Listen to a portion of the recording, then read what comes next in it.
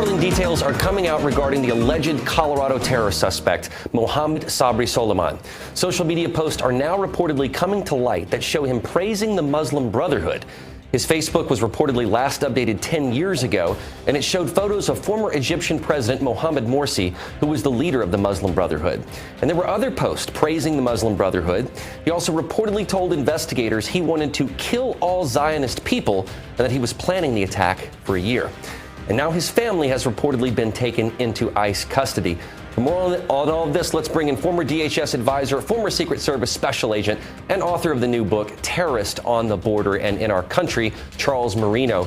We were not vetting people coming into this country through legal means for visas, whether it's forced visas, as the suspect did, or student visas. We weren't taking into account in the screening process things like social media accounts. It's why they've put a pause on visas to make sure that the vetting is thorough and includes social media history. That should be done on the front end. It should be proactive, preventative in nature. What needs to happen? What needs to change to make sure that this gets passed in the Senate?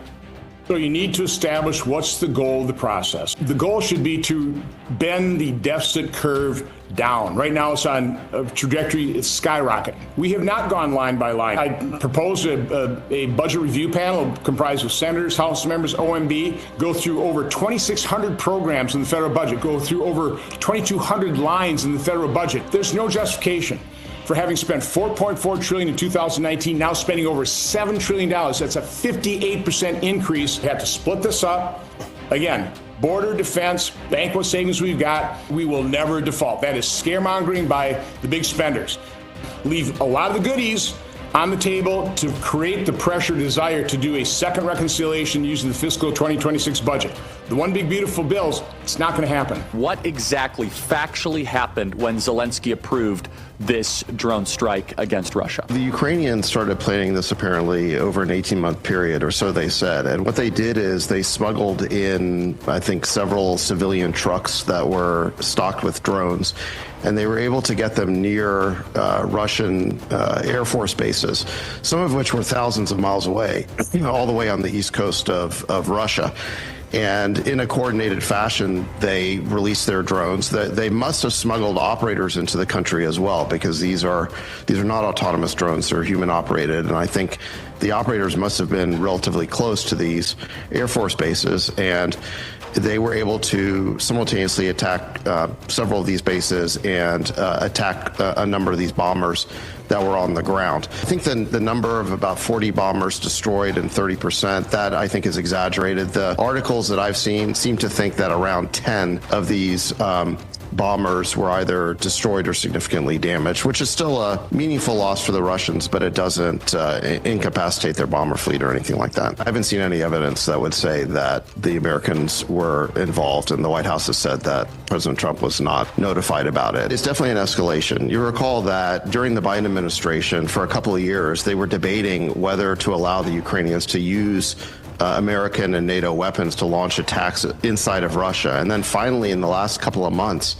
of the Biden administration, they allowed such attacks. And it was considered to be a major escalation at the time. And now we not only have attacks inside of Russia, we have attacks on Russia's nuclear triad. This attack will undermine the nuclear arms control treaties, because the Russians would have to be pretty dumb now to keep their air assets just sitting on a runway like this. The Russians must be thinking, gee, we were really gullible to trust in these arms control frameworks. The Ukrainians aren't going to respect those. And so now they're going to be incentivized to stop abiding by the terms of those treaties, which is quite unfortunate. If we went to 2020, when COVID was around, and these AI models were just trained on the liberal bias, what would we have? We would have, the AI telling everybody they got to wear masks and go out and get vaccines and stay indoors, of course, until there's a Black Lives Matter protest, and then go out and participate? How many more people would have been fooled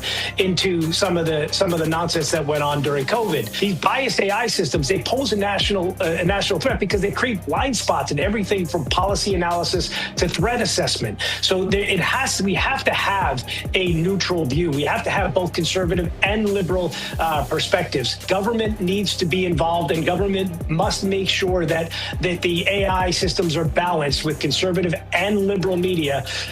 Is very, very important. Either issue an executive order, push Congress, or even just push these companies, pressure these companies into doing business with conservatives and signing long-term contracts is essential.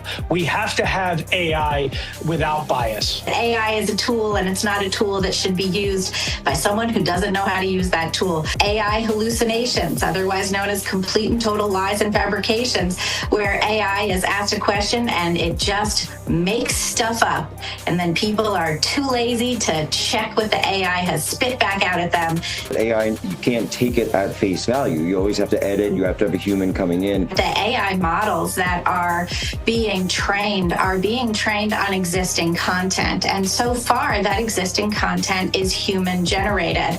It's, all of the stuff on the internet that has been written and created by human beings, from filmmakers to writers to actors and producers and whoever else, and that's what the AI is being trained on. But we're increasingly going to get to a situation where AI is being trained on AI content, and we're going to find ourselves in an endless regurgitation loop with absolutely no new ideas being presented or consumed. And human beings perhaps are going to be satisfied with something that appears to be good enough, but it's not really going to be as worthwhile as what comes out of the human brain. AI is not actually generating anything new. It is simply amalgamating that which is already out there, and it doesn't have the capability of distinguishing between good and bad, or right and wrong, or true and false. You can compare some of the dates on these executive orders and these pardonings.